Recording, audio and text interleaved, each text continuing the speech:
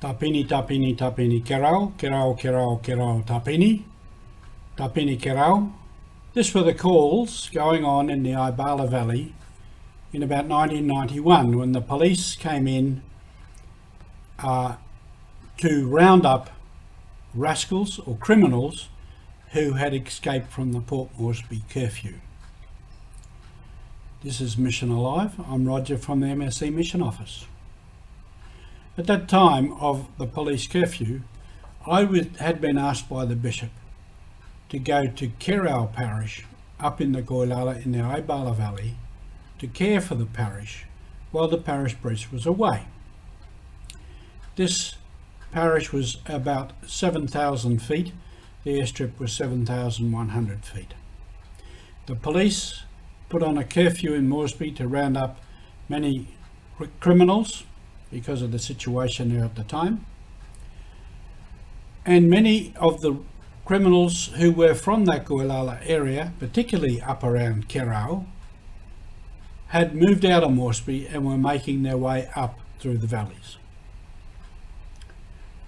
And on the radio, the mission radio, every day I could track their advance, and I knew many of them were from that parish and the villages around about.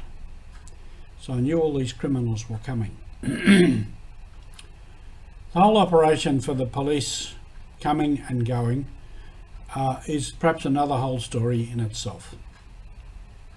But the police came in by a fixed aircraft into Tapini and Kerau. They came by road and they came by chopper. And they had the chopper for only about 20 operational hours. So they were all over the valley. Many of the rascals who had made it that far had taken off into the bush. So the operation was on. So the police operation was all over the valley, in and out of Tapini, in and out of Kerau, around to the different villages. And as I said, many of the criminals had taken off into the bush. When the police had left, some of those rascals came to Kerau village, and there had been a gathering there of the village police. And the rascals, the criminals, said to these police, "If you're still here tonight, we're going to attack." So the police prepared themselves. One of those policemen came over to me at the presbytery and told me the whole story and said, "Father, we'll be here and I will come and check on you occasionally." So that was good. So this is where now it links up with the De La Salle stories. At Tapini was another one of our De La Salle brothers, where Brendan used to stay, by the name of Gabriel, Brother Gabe. And as the afternoon and the evening went on, I was in touch with Gabe, and he said, "I will call you every hour on the hour during the night." And I think he'd put a mattress on the floor next to the radio. And he did faithfully through the night call me up every hour on the hour.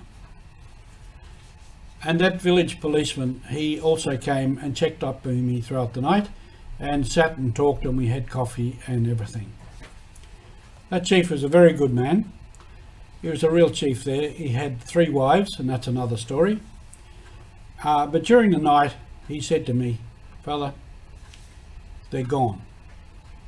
He said, "I can feel it. They're not here. I don't feel any danger." And so the night went on, and sure enough, the rascals had gone. Gabriel remained all night keeping in contact with me, and for that I'm forever grateful. And all this is just part of the story of how we all looked after each other. The brothers, sisters, lay people, teachers, our catechists, and all the people we had in the parish who were working for us, how we all used to look after each other and share company, share meals, share stories. It was really a great time, and I'm very grateful for our brothers, our De La Salle brothers who were there, who were great company, and some of whom I'm still in contact with. So I thank them all for that, and this is all part of the mission. Was then, is now, the mission is alive. Thank you.